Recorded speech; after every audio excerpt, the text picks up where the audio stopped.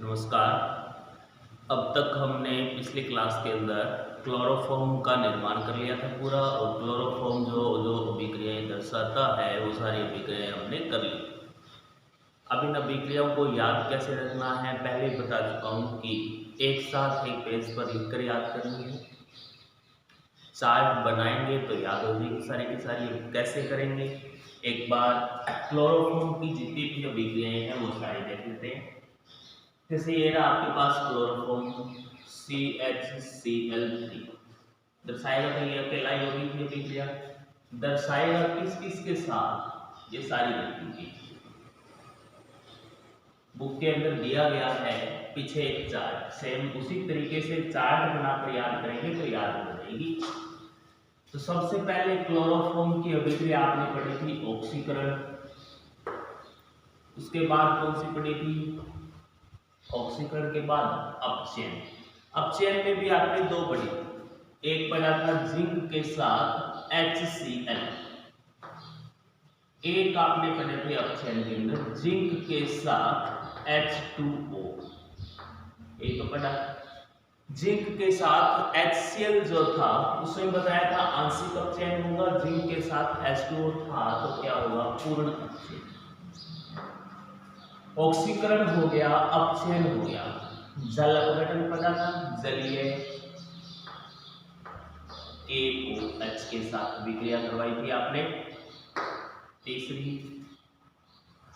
एक अभिक्रिया इसके बाद एसीटोन के साथ पड़ी थी। एसीटोन क्या है आपका, ये रहा CH3 C double bond O CH3। अब तक 4 ही हुई है, लिखने में तो ये 5। पहला ऑक्सीकरण और ये दो कौन सी है, अपचयन की, तीसरा जल अपघटन है, चौथी कौन सी है, एसीटोन के साथ अभिक्रिया। इसके बाद 4 होने के बाद नाइट्रीकरण पड़ी थी, HNO3 के साथ अभिक्रिया लिखी आपने। नाइट्रीकरण के बाद कौन सी अभिक्रिया पड़ी थी, क्लोरीनीकरण, Cl2 के साथ अभिक्रिया थी। क्लोरीनीकरण के बाद 6 अभिक्रियाएं हो चुकी है, 1 2 3 4 5 6 10 ही तो पड़ी थी कुल। 7वीं अभिक्रिया थी हाफमान कार्बिल एमीन, और हाफमान कार्बिल एमीन के अंदर किसकी अभिक्रिया करवाई जाती है, प्राथमिक एमीन। ये रहा आपका RNH2 प्राथमिक एमीन। साथ में कौन होता है, KOH। तीनों बताए थे, ठीक है। 8वीं अभिक्रिया कौन सी बताई थी, हाफमान कार्बिल एमीन के बाद एक अभिक्रिया यहाँ पर आई थी सिल्वर पाउडर के साथ, Ag के साथ, सिल्वर पाउडर के साथ, ये अभिक्रिया थी। इसके बाद कौन सी अभिक्रिया थी, राइमर्टिमान। राइमर्टिमान अभिक्रिया जो है किसके साथ है, फिनोल के साथ। फिनोल होता है आपका ये बेंजीन है जिसके ऊपर OH लगा हुआ है, या इसमें क्या लिखा जा सकता है, बेंजीन को C6H5OH। मैं ये लिख रहा हूं C6H5OH। कौन है आपके पास, राइमर्टिमान अभिक्रिया के अंदर C6H5OH, और साथ में कौन है, KOH। उनकी अभिक्रिया करवाई गई थी। कितनी अभिक्रिया होगी, 9। 1 2 3 4 5 6 7 8 9 और लास्ट एक बची है 10। किसके साथ अभिक्रिया थी, एल्कीन के साथ। मान लिया कि ये एल्कीन ले ली, CH3 CH2 CH double bond CH2। तो ये इतनी अभिक्रिया आपने पीछे कल वाली क्लास में पढ़ी थी। अब याद कैसे करना है, करने का तरीका, पहले तो आपको एक बार सारी अभिक्रियाएं पढ़नी पड़ेगी कि क्लोरोफॉर्म की अभिक्रिया ऑक्सीकरण करवाएंगे तो क्या बनेगा, अपचयन करवाएंगे तो क्या बनेगा, नाइट्रीकरण होगा तो क्या बनेगा, सारों में अलग अलग है। लेकिन याद करने का तरीका जो है वो यही है कि एक साथ एक चार्ट बनाइए, क्लोरोफॉर्म की ये सारी अभिक्रियाएं आ गई जो ये दर्शाता है। तो सबसे पहले ऑक्सीकरण में बताया था क्लोरोफॉर्म को बंद बोतल में, रंगीन बोतल में अंधेरे में रखा जाता है ऑक्सीकरण से बचाने के लिए। यदि ऑक्सीकरण इसका हो जाता है तो क्या बनाती है, फोस्जीन गैस। क्लोरोफॉर्म का ऑक्सीकरण होते क्या बनता है, फोस्जीन, और फोस्जीन का सूत्र होता है COCl2।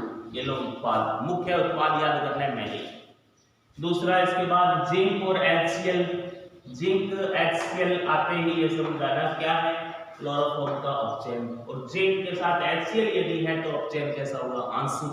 आंशिक का मतलब एक Cl हटाओ और उसकी जगह क्या लगाओ, हाइड्रोजन, तो उत्पाद क्या बनेगा CH2Cl2 मुख्य उत्पाद याद।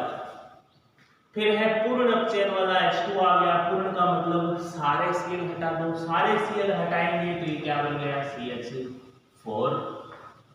Cl हटाओ, 3 Cl हटाते 3 Cl की जगह क्या लगेगा हाइड्रोजन, ये बन गया CH4। अब आपके पास है जलीय KOH।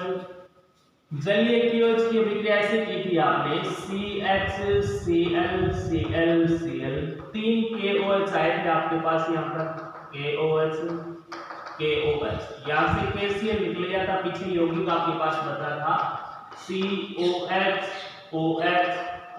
यहाँ से वापस से H2O निकाला था और यौगिक क्या बना था C≡OH और भी कमली तो था, तो यहाँ से याद रख लेना। क्लोरोफॉर्म है उसका जलीय KOH के साथ अभिक्रिया करवा रहे हो तो उत्पाद क्या बनेगा HCOOH बना लिया। अब है आपका एसीटोन। एसीटोन में क्या बनाया, एसीटोन की अभिक्रिया इसके साथ बनाते हो तो एक निग्राकारी जो है उत्पाद बनता है जिसका नाम क्या होता है क्लोरेटोन। ये बताया था कि एक ऑक्सीजन का बंध तोड़ोगे और यहाँ से एक हाइड्रोजन निकलेगा, हाइड्रोजन ऑक्सीजन के साथ जुड़ जाएगा और CCl3 कार्बन के साथ जुड़ जाएगा, तो उत्पाद यहाँ पर बना था CH3C। इस C के साथ एक OH जोड़ दिया और एक क्या CCl3 ये तो जोड़ा था और यहाँ पर एक क्या है CH3। इसका नाम क्या था क्लोरेटोन। इसका नाम क्या बताया गया है फोस्जीन। इसका नाम तो है फोस्जीन, इन सारों की आप जानती हो। ये हो गया इसका स्पेशल नाम जो है वही लिख रहा हूं मैं। इसका नाम क्या है क्लोरेटोन। वैसे पहले आ चुके हैं ये सारे आपके क्लोरेटोन। अब नाइट्रिक अम्ल के साथ HNO3 के साथ अभिक्रिया करवाएंगे तो क्या बनेगा HNO3 के साथ अभिक्रिया करवाएंगे तो क्लोरोपिक्रिन नाम की एक वार गैस, युद्ध गैस जिसे कहा जाता है, उसका निर्माण होगा। इसके साथ अभिक्रिया करवाएंगे नाइट्रिक अम्ल के साथ नाइट्रीकरण करवाना है और नाइट्रिक अम्ल के साथ करवाओगे तो यहाँ से ऐसे निकाल लेना। एक तो यहाँ से क्या निकलेगा OH। इसे लिखेंगे कैसे HNO3 को OHNO2। HNO3 तो है वापस से, तो यहाँ से OH निकलेगा, इसका H निकलेगा और निकालेंगे तो क्या है H2 बचा हुआ वापस जोड़ना है। बचा हुआ क्या है CCl3NO2, तो उत्पाद हो गया Cl3CNO2। नाम क्या है इसका क्लोरोपिक्रिन।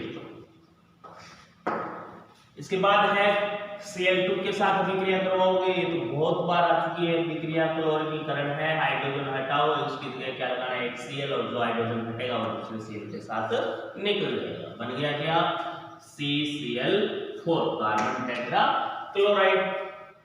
फिर है RNH2 और KOH दिए गए हैं।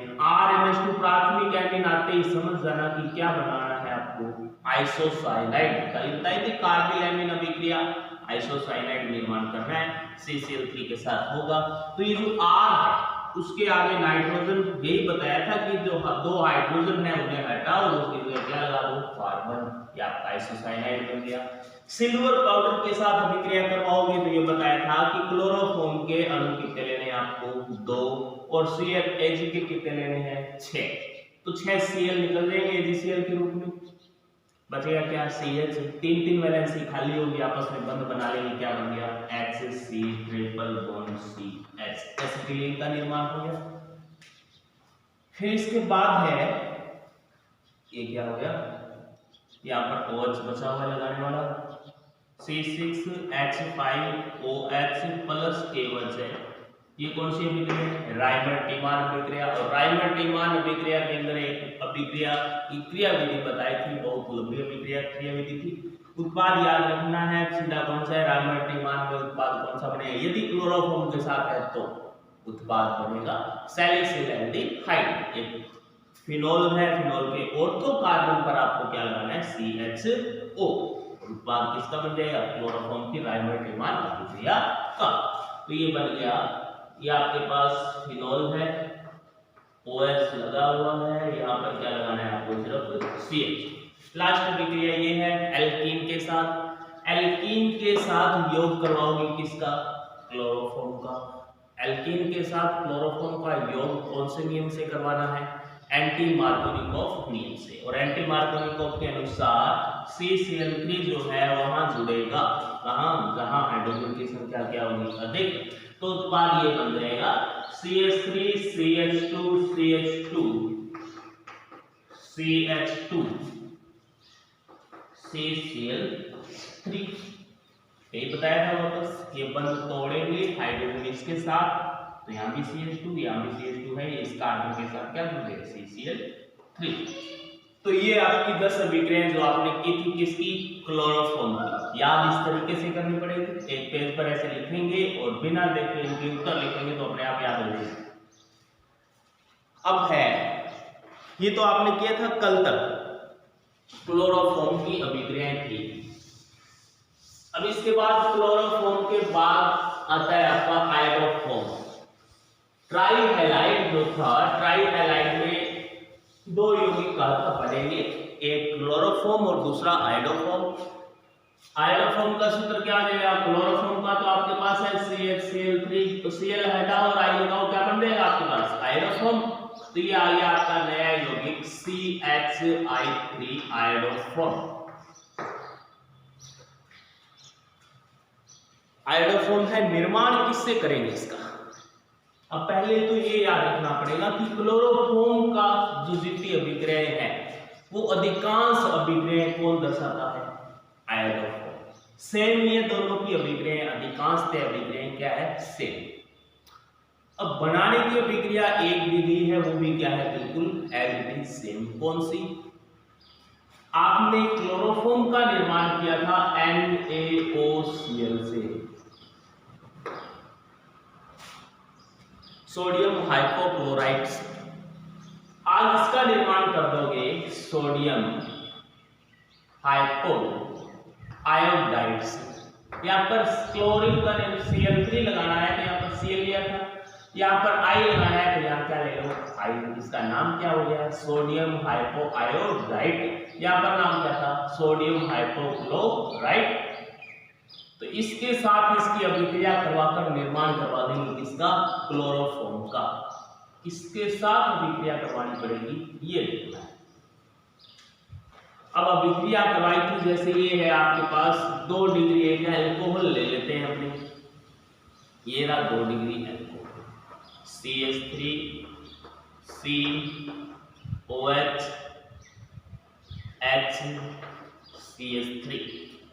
तो पहले स्टेप के अंदर निर्माण अब किसका हो रहा है, यहाँ पर लिखेंगे निर्माण के अंदर सोडियम, या सीधा लिख देंगे NaOI से, और ये NaOI क्या है, सोडियम हाइपो आयोडाइड से।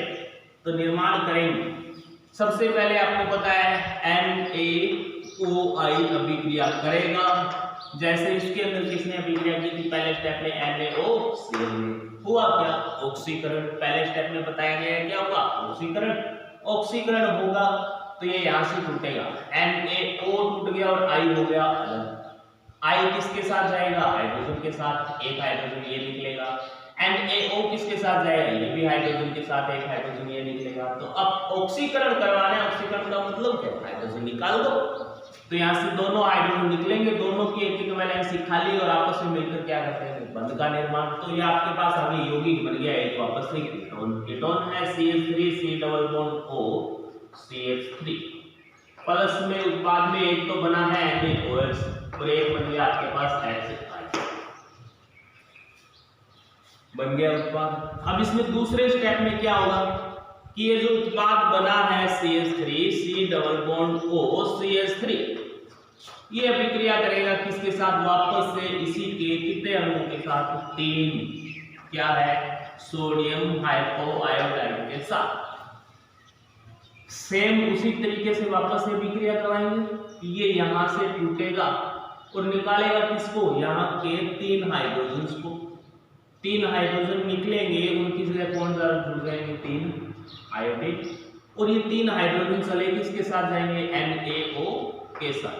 तो यहाँ से बन क्या जाएगा, ये बन गया CI3C double bond O CH3 plus में NaO, कितने निकलेंगे 3H प्लस एक क्या निकलेगा यहाँ से, निकलेगा कुछ और, कुछ भी नहीं निकलेगा क्योंकि 3 तो NaO तो यहाँ पर H बना दिए, I जो थे 3 वो यहाँ पर जोड़ दिए, तो दो ही उत्पाद बनेंगे इसमें, सह उत्पाद के रूप में ये है।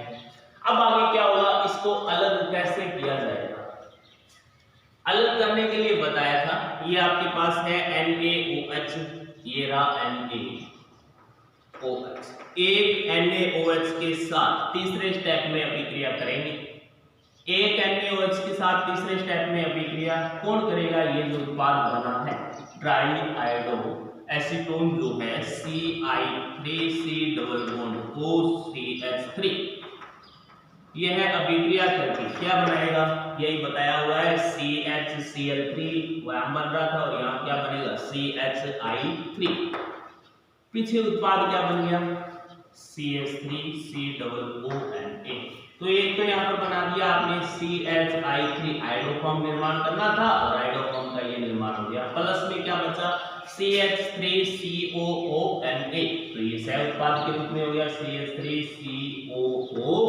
एसिटिक एसिड का सोडियम लवण बन गया यहाँ पर साथ, यही बनाना था आपको और जो बन चुका। अब इसमें ये तो है किसकी अभिक्रिया, आयोडोफॉर्म निर्माण की, सेम ये अभिक्रिया कौन सी थी आपके पास, क्लोरोफॉर्म निर्माण। अब क्लोरोफॉर्म निर्माण की सेम कैसे थी, यहाँ पर सिर्फ I की जगह क्या लगा हुआ था Cl, जितनी भी अभिक्रिया है सारों में I जहां जहां आया है वहां यदि आप Cl लगाओगे तो ये अभिक्रिया किसके निर्माण के लिए, क्लोरोफॉर्म के, और आयोडोफॉर्म बनाना है तो सोडियम हाइपोआयोडाइड लेना पड़ेगा और इससे निर्माण किसका हो जाएगा, आयोडोफॉर्म का। तो ये हुआ आपका आयोडोफॉर्म निर्माण की जो अभिक्रिया है वो। अब आयोडोफॉर्म निर्माण तो हो गया, आयोडोफॉर्म निर्माण के बाद इसके है रासायनिक गुण या भौतिक गुण देख लेते हैं। यह पीले रंग का ठोस यौगिक होता है। पहली बात तो आयोडोफॉर्म जो है इसे प्रतिरोधी के रूप में, या प्रतिरोधी बोले तो एंटीसेप्टिक, किसके रूप में उपयोग लिया जाता है, एंटीसेप्टिक के तौर पर उपयोग में लिया जाता है, किसे, आयोडोफॉर्म को। जबकि क्लोरोफॉर्म का उपयोग किसमें होता है, निश्चेतक के तौर पर बेहोशी लाने के अंदर क्लोरोफॉर्म का उपयोग किया जाता है शुद्ध का, और आयोडोफॉर्म जो है उसका उपयोग किसमें होता है, एंटीसेप्टिक के तौर पर। अब एंटीसेप्टिक के तौर पर आयोडोफॉर्म का उपयोग कैसे, ये एंटीसेप्टिक क्या है, एंटीसेप्टिक होती है जैसे डिटॉल है आपके पास, डिटॉल तो सारों को पता है, साबुन भी आती है या डिटॉल हैंड वॉश भी आता है। ये एक एंटीसेप्टिक जो क्या करता है, कीटाणु या जीवाणु या सूक्ष्म जीवाणु जो सूक्ष्मदर्शी से देखे जा सकते हैं उनका नाश करता है, ये तो करेगा ये डिटॉल। अब एंटीसेप्टिक का उपयोग मुख्यतः कौन करता है, डॉक्टर। जैसे कहीं भी चोट लगने पर डॉक्टर से दवाई लेंगे या डॉक्टर से पट्टी जब बंधवाएंगे तो क्या करेगा डॉक्टर, सबसे पहले उसके पास क्या होता है, H2O2 हाइड्रोजन परऑक्साइड जो होता है, यह एक एंटीसेप्टिक के तौर पर कार्य करता है। सबसे पहले डॉक्टर इस हाइड्रोजन परऑक्साइड से क्या करेगा, साफ करेगा घाव को। साफ करने का मतलब उस पर उसने एंटीसेप्टिक लगाई है, उसमें कोई भी जीवाणु विषाणु न जा पाए, यदि कोई है तो उनका क्या हो जाएगा, विनाश। तो इसलिए एंटीसेप्टिक का तौर पर उपयोग किया जाता है इसका, हाइड्रोजन परऑक्साइड का। और यहाँ पर है कि आयोडोफॉर्म जो है वह भी एक क्या है, प्रबल एंटीसेप्टिक, इसका भी उपयोग किया जाता है। अब इसके बाद है रासायनिक गुण है, रासायनिक गुण किसके, आयोडोफॉर्म। अब मैं पहले बता चुका हूं कि जितनी भी अभिक्रियाएं क्लोरोफॉर्म दर्शा रहा था वह सारी लगभग अधिकांश अभिक्रियाएं कौन दर्शाएगा, आयोडोफॉर्म। तो सबसे पहले जो अंतर है पहला वो देख लीजिए। शुद्धता परीक्षण में क्या बताया था, शुद्धता परीक्षण में क्लोरोफॉर्म का जो शुद्धता परीक्षण था उसमें बताया था कि यदि शुद्ध है तो AgNO3 जो है उसके साथ अभिक्रिया करवाने पर श्वेत अवशेप नहीं मिलेगा, श्वेत अवशेप नहीं मिलेगा। जबकि यदि आयोडोफॉर्म है, CHCl3 है तो श्वेत अवशेप नहीं, जबकि यदि CHI3 है तो शुद्ध है तो भी वह AgNO3 के साथ अभिक्रिया करके क्या बना देगा, पीला अवशेप देगा। कैसा अवशेप देगा, पीला। शुद्ध है तो देगा, अन्यथा नहीं देगा। कैसे देगा, कारण क्या है, कारण ये है कि जो आयोडोफॉर्म होता है इसमें आयोडीन जो है अधिक क्रियाशील होने के कारण, सभी को पता है कि ऊपर से नीचे जाने पर क्रियाशीलता बढ़ती है और आयोडीन जो है अपने एक वर्ग के अंदर सबसे अधिक रिएक्टिविटी प्रदर्शित करता है। सबसे अधिक क्रियाशीलता किसकी होती है, एक वर्ग के अंदर आयोडीन की तो है। अब आयोडीन जो है अधिक क्रियाशीलता प्रदर्शित करता है, इसलिए अपने यौगिक में से विघटित होकर बाहर निकल जाता है और विघटित होकर बाहर निकलेगा तो यह क्या दिखाएगा, पीले रंग का अवशेप। क्यों, AgNO3 के साथ इसलिए दर्शाएगा कि यह अधिक क्रियाशीलता प्रदर्शित करता है, लेकिन ऊपर Cl3 जो है क्लोरीन की क्रियाशीलता कम होने के कारण यह आसानी से नहीं विघटित होता, इसलिए यह श्वेत अवशेप प्रकट नहीं करता। तो ये तो एक अंतर था पहले। अब है इसकी अभिक्रियाएं कि क्लोरोफॉर्म के बाद आयोडोफॉर्म जो है कौन कौन सी अभिक्रिया दर्शाएगा। CHI3 में डायरेक्टली सीधी अभिक्रिया बता देता हूं सारी की सारी, सेम जैसी आपने अभिक्रिया क्लोरोफॉर्म में की थी वही अभिक्रिया किसकी होगी, आयोडोफॉर्म की। सबसे पहले AgNO3 के साथ देख लीजिए कि क्लोरोफॉर्म जो था वो तो AgNO3 के साथ अभिक्रिया कर श्वेत अवशेप नहीं दे रहा था, जबकि ये आयोडोफॉर्म जो है इसकी यदि AgNO3 के साथ अभिक्रिया करवाओगे तो यह क्या देगा, पीले रंग का अवशेप देगा, पीला अवशेप आएगा। पहली अभिक्रिया होगी, जितनी अभिक्रिया है वो देखते जाना। एक अभिक्रिया AgNO3 के साथ, दूसरा वापस से मान लो कि आपके पास जलीय KOH दिया गया है, जल अपघटन आपको करवाना है, दिया क्या गया है, जलीय KOH जल अपघटन करवाना है। जल अपघटन करवाओगे तो सेम वही प्रोसेस है, KOH के साथ तीनों I निकल जाएंगे, OH आएंगे और 3 OH आएंगे, इसलिए वापस से क्या करना पड़ेगा, एक H2O का निष्कासन। तो बचेगा क्या यौगिक, HCOOH। देख लीजिए पहले कैसे बचेगा, ये है आपके पास HCI और I, प्लस में कितने KOH आएंगे, 3 KOH आएंगे, KOH और KOH। यहां से इन्होंने आयोडीन का तो निष्कासन करवा दिया, बचे क्या, वापस से सेम प्रोसेस है, HCOH OH। यहां से ये H2O का निष्कासन करवाएगा क्योंकि एक ही कार्बन पर 3 OH स्थायी नहीं होंगे।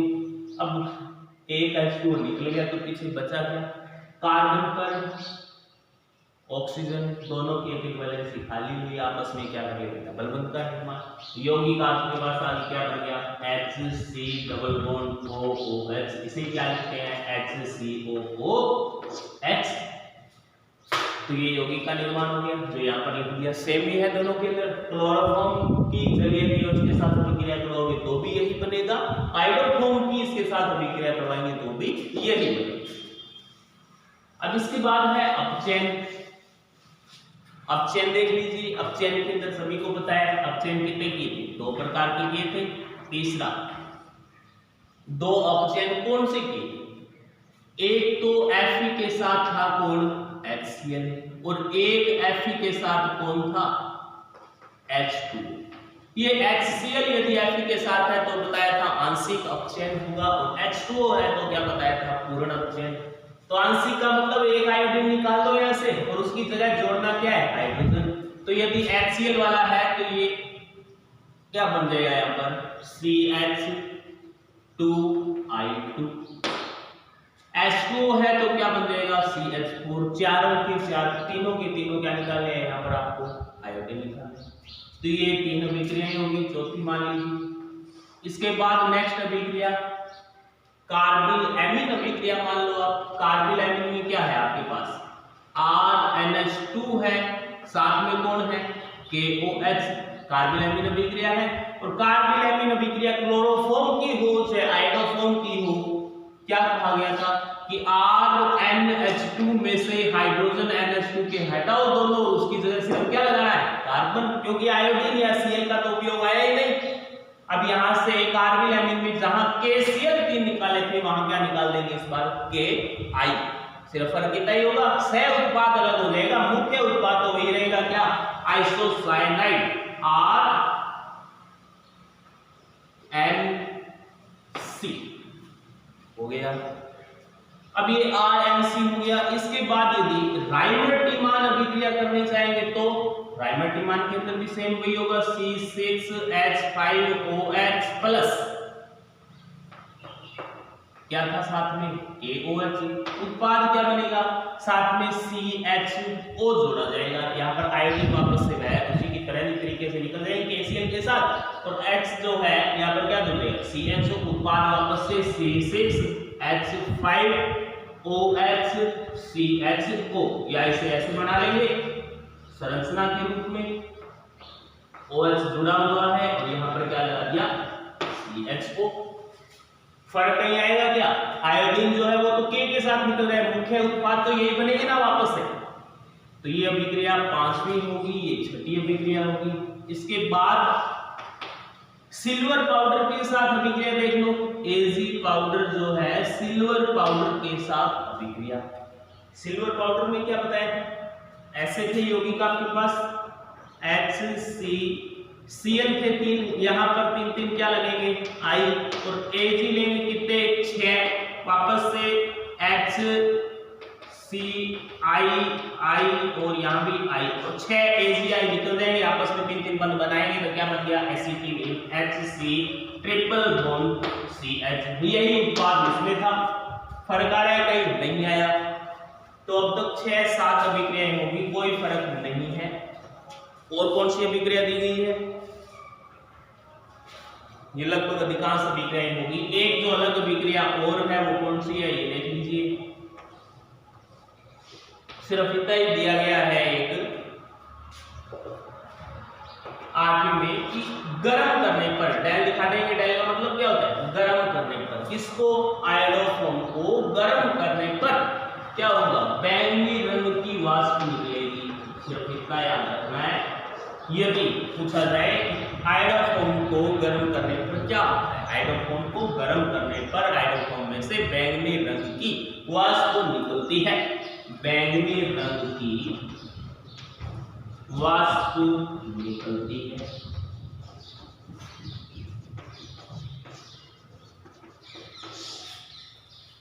तो ये आपकी किस कौन सी अभिक्रिया होगी आयोडोफॉर्म। तो सीधी सी बात यही है, याद एक रखना क्लोरोफॉर्म। क्लोरोफॉर्म की यदि आपको अभिक्रियाएं याद है तो आयोडोफॉर्म की अभिक्रियाएं आपको अपने आप याद हो जाएगी, कहीं भी कोई भी चेंज नहीं आएगा। चेंज कौन कौन सी में, पीला अवक्षेप, ये तो एक परीक्षण का है वैसे याद हो जाएगा। ये अभिक्रिया as it is answer same आया है, इसके अंदर वहां Cl2 था यहाँ I2 लगा दिया, मान लिया अलग अभिक्रिया दूसरी होगी। ये भी आंसर सेम है, यह भी सेम, ये भी सेम है, ये भी सेम है, ये है। तो अधिकांश अभिक्रिया में आंसर क्या आ रहा है सेम। आयोडोफॉर्म और क्लोरोफॉर्म की तुलना करके दोनों एक साथ अभिक्रिया आप याद कर सकते। ये होगी आपकी ट्राई। अब तक आपने इस चैप्टर के अंदर 3 भाग कंप्लीट कर लिए, 5 भाग आएंगे जिनमें से पहला आपका था मोनो एल्किल हैलाइड, दूसरा था डाई एल्किल हैलाइड और तीसरा था ट्राई एल्किल हैलाइड। ट्राई के अंदर जिसमें आपने एक क्लोरोफॉर्म पढ़ लिया, एक आयोडोफॉर्म पढ़ लिया। 4 नंबर जो है वो कौन सा है कार्बन टेट्राक्लोराइड CCl4, अब से पहले नाम आ चुका है। अब कोई कहे कि कार्बन टेट्राक्लोराइड जो है इसका निर्माण कैसे करेंगे, निर्माण भी आप पहले कर चुके हो, कहां किया था क्लोरोफॉर्म से निर्माण कर दो CHCl3 से। अब ClCl3 इसकी अभिक्रियाएं जस्ट पहले पढ़ी और इसकी अभिक्रियाओं में एक अभिक्रिया आई थी कि क्लोरीनीकरण करवा दो इसका, क्लोरोफॉर्म का क्लोरीनीकरण करवाओगे तो निर्माण किसका होगा, यहां से Cl निकल जाएगा, ये एक किसके साथ, हाइड्रोजन के साथ, और एक Cl किसकी जगह जुड़ेगा, हाइड्रोजन की जगह, तो निर्माण क्या हो गया CCl4 प्लस में क्या निकल गया HCl। तो बस एक अभिक्रिया याद रख लेना, दी तो और भी है, आपको कहता है जो पहले आ चुकी है वही याद रख लेना, यही अभिक्रिया है आपके पास पहले, तो ये तो पहले से ही याद है, याद करनी है। तो क्लोरोफॉर्म का निर्माण, क्लोरोफॉर्म से आपने किसका निर्माण कर लिया, कार्बन टेट्राक्लोराइड का। अब कार्बन टेट्राक्लोराइड जो है इसका उपयोग किसमें होता है, कार्बन टेट्राक्लोराइड जो है एक आग बुझाने में काम आता है, आग बुझाने में काम आएगा। इसका व्यापारिक नाम जो है वो क्या होता है, पायरीन। क्या होता है नाम इसका, पायरीन। हो सकता है कार्बन टेट्राक्लोराइड जो है पेट्रोल पंप पर जो आग बुझाने वाली जो टंकियां होती है उनमें यही जो है द्रव भरा होता है। अब इसके बाद है निर्माण की होगी, निर्माण के बाद कार्बन टेट्राक्लोराइड अभिक्रियाएं कौन सी दर्शाएगा, तो कार्बन टेट्राक्लोराइड भी लगभग अधिकांश अभिक्रियाएं वही दर्शाएगा जो कौन दर्शा रहा था आपका, क्लोरोफॉर्म। अधिकांश, सारी नहीं कह सकते, इसमें लगभग अधिकांश अभिक्रियाएं वही दर्शाएगा। तो कौन कौन सी दर्शाएगा, सबसे पहले देख लीजिए, ये है आपके पास CCl4 पहली अभिक्रिया, CCl4 दो हाइड्रोजन अपचयन करवाना है कार्बन टेट्राक्लोराइड का। उपस्थिति किसकी है, फेरस प्लस H2O।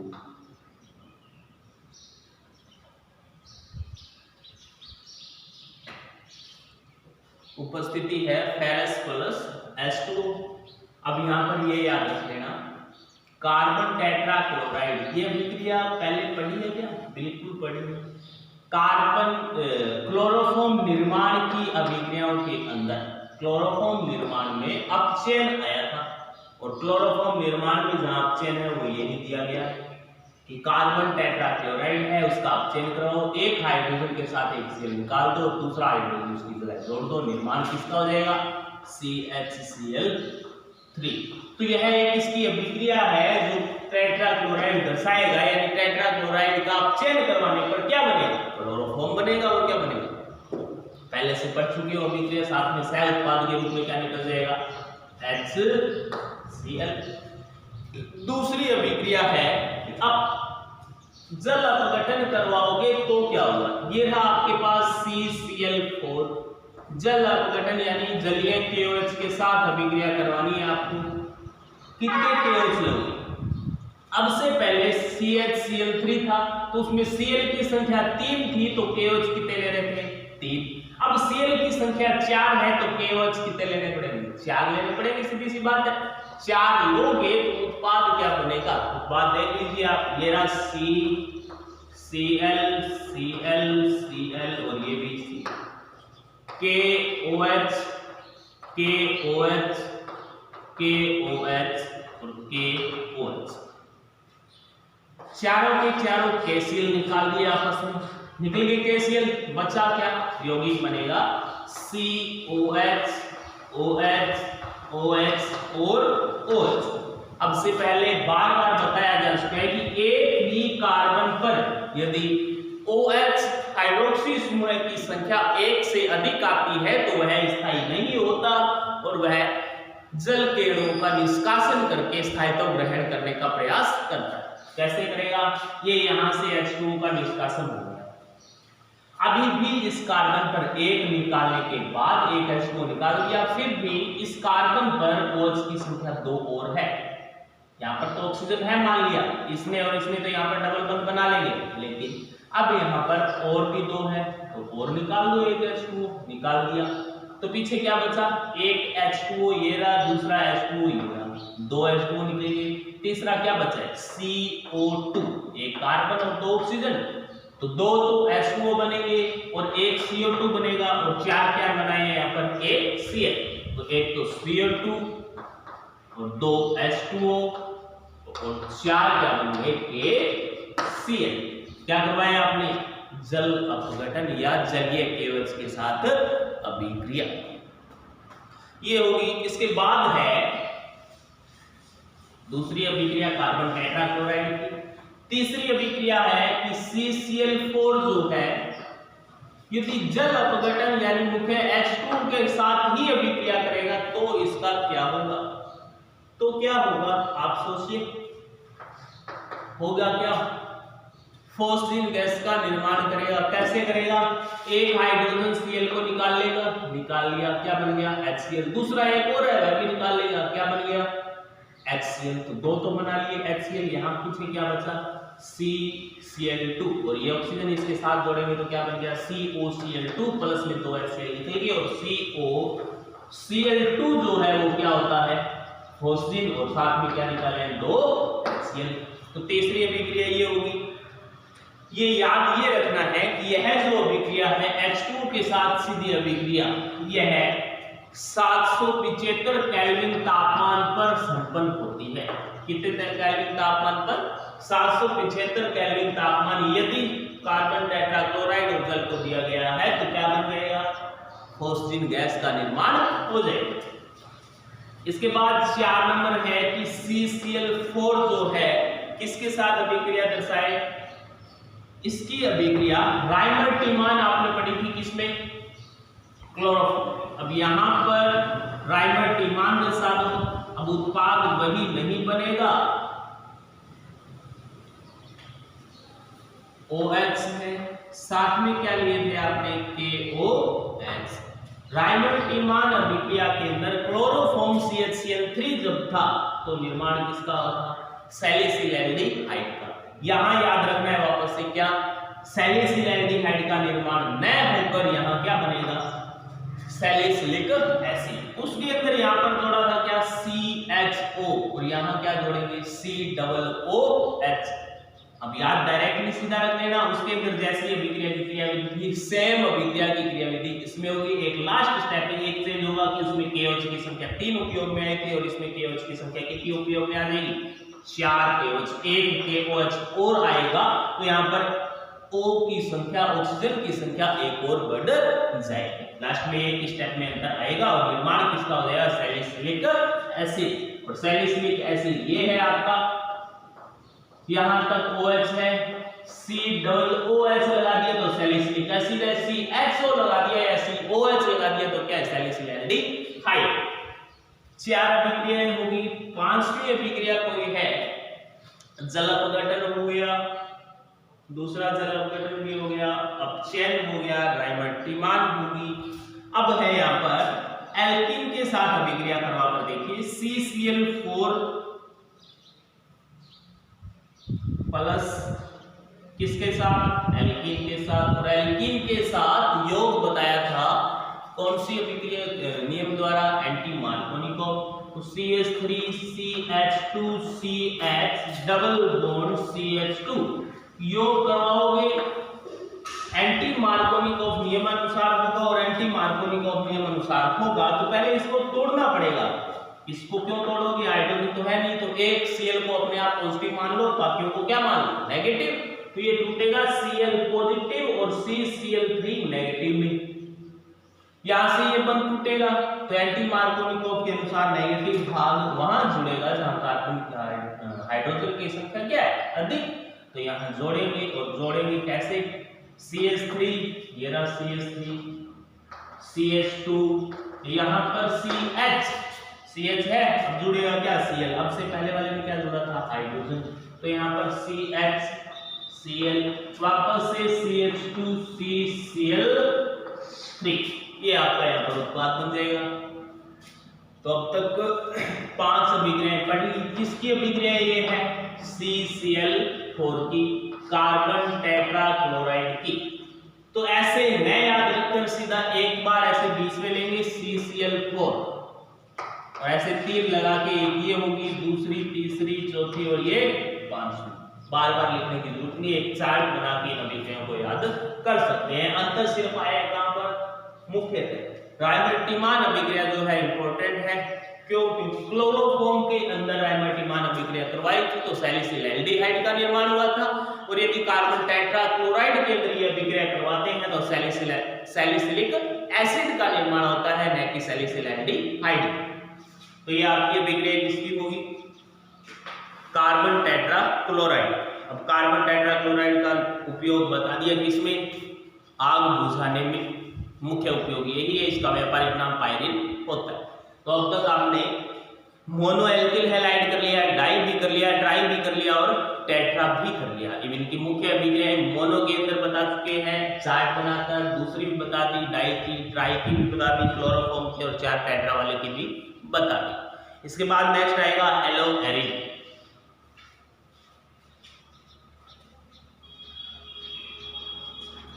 इसके बाद है हेलो एरिन। हेलो एरिन में क्या है, लास्ट पॉइंट जो इस चैप्टर का है, 5 भाग थे, पहला मोनो एल्किल हैलाइड, दूसरा डाई, तीसरा ट्राई, तो चौथा टेट्रा, 5वां हेलो एरिन या बेंजीन के ऊपर जोड़ दो या क्लोरोबेंजीन बोल दो। उसका सबसे पहले तो सामान्य नाम उसके हो जाएंगे, जैसे कोई हेलो एरिन कौन सी होती है, हेलो एरिन। हेलो का मतलब हेलोजन और एरिन का मतलब कोई एरोमेटिक वलय उसके साथ डायरेक्टली जुड़ा हुआ है, तो उसे क्या कहेंगे, हेलो एरिन। यदि आपके पास एक बेंजीन वलय, कोई भी बेंजीन है आपके पास, या कोई भी एक एरोमेटिक वलय है, एरोमेटिक वलय के किसी भी कार्बन के साथ डायरेक्टली कोई हेलोजन बंध बना रहा है, तो उसे आप क्या बोलोगे, हेलो एरिन। तो ये आपकी हेलो एरिन है। यदि इस हेलोजन में Cl जुड़ गया तो इसके नाम जो IUPAC के अनुसार, IUPAC में ये Cl या हेलोजन जो होते हैं उन्हें पूर्व लग्न के तौर पर उपयोग में लिया जाएगा, और पीछे क्या लगा दिया जाएगा, बेंजीन। नाम क्या हो जाएगा इसका, क्लोरो बेंजीन। अब इसमें ये बताने की जरूरत नहीं है कि कहां जुड़ा हुआ है Cl, क्योंकि जहां भी जिस कार्बन पर जुड़ेगा उसे 1 नंबर मानना पड़ेगा, तो 1 नंबर पर ही जुड़ेगा। Br हो तो नाम क्या हो जाएगा, ब्रोमोबेंजीन, I हो तो आयोडोबेंजीन, F हो तो फ्लोरोबेंजीन, ये नाम होते जाएंगे इसके। हेलो एरिन उन्हें ही माना जाएगा जिनमें बेंजीन वलय के डायरेक्ट साथ कौन जुड़ा हुआ हो, हेलोजन। ये आपका हुआ हेलो एरिन। अब इसके अंदर हेलो एरिन में सबसे पहले आता है CX बंध की प्रकृति। कौन सा बंध, CX। ये हेलो एरिन थी आपके पास,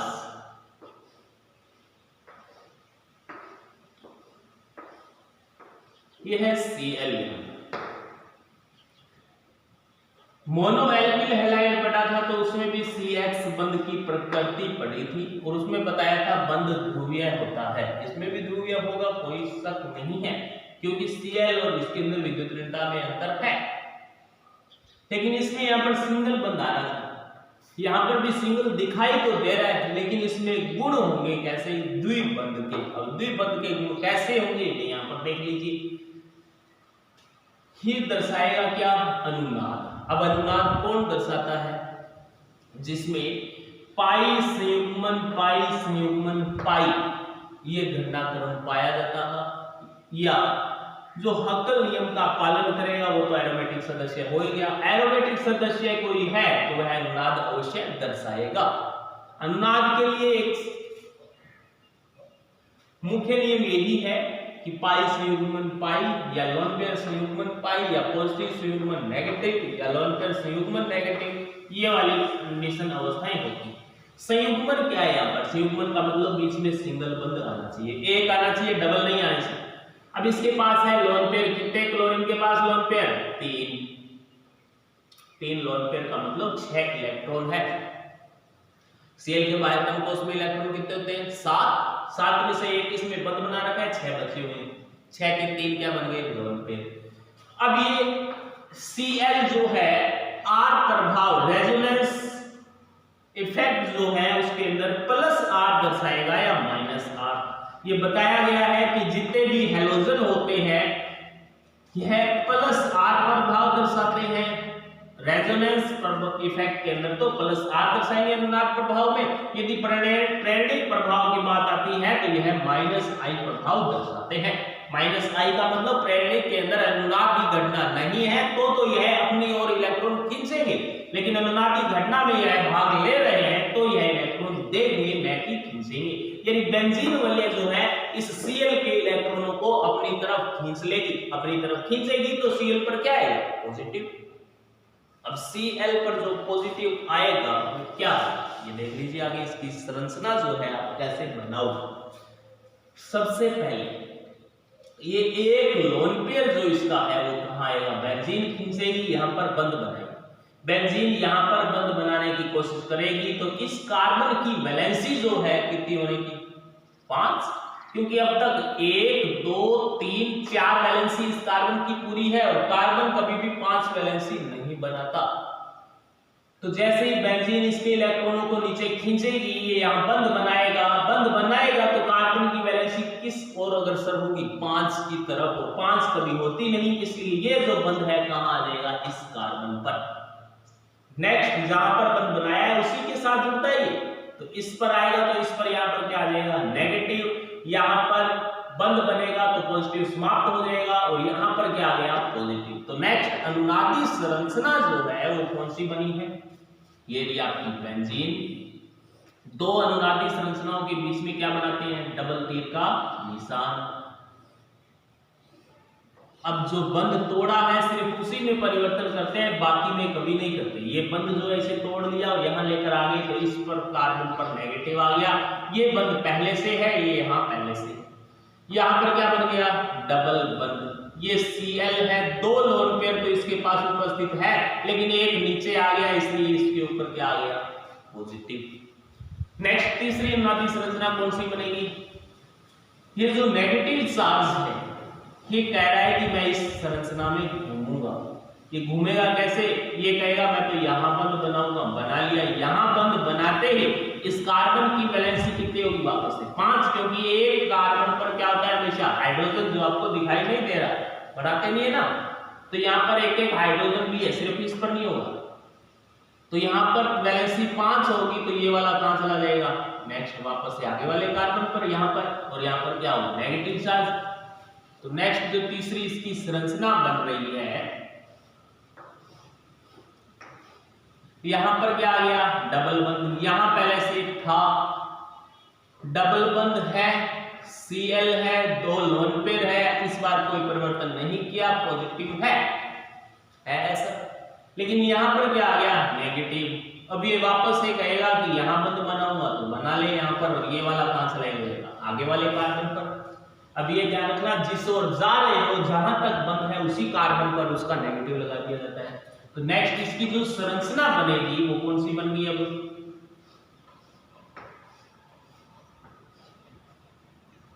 डबल बंद। यहां इसने बंद बना लिया, यहां क्या आ गया? नेगेटिव। यहां पहले से डबल बंद आया हुआ है, 2 इसके पास क्या है? लोन पेयर, और एक क्या है? पॉजिटिव। नेक्स्ट ये वापस से यहां कहेगा यहां बंद बना रहा हूं, बना लिया। तो ये वाला जो डबल बंद है कहां चला जाएगा? ऊपर। ऊपर जाते ही ये नेगेटिव के पॉजिटिव जो है क्या हो जाएगा? समाप्त। तो यहां से क्या हो गया?